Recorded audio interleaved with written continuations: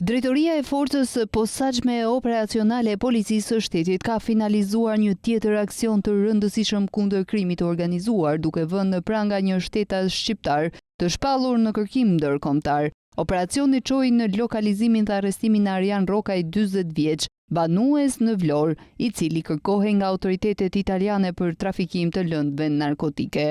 Sipas informacioneve të siguruar nga inteligjenca informative, vendodhja e të kërkuarit u identifikua fal bashkëpunimit të ngushtë mes policisë shqiptare dhe homologëve italian.